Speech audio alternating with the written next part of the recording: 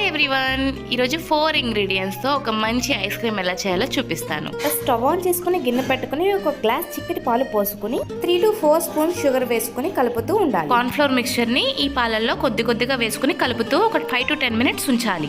ఇప్పుడు creamy texture రాగానే stove off చేసేసుకుని గిన్నె పక్కకు తీసుకుని చల్లార్చుకోవాలి.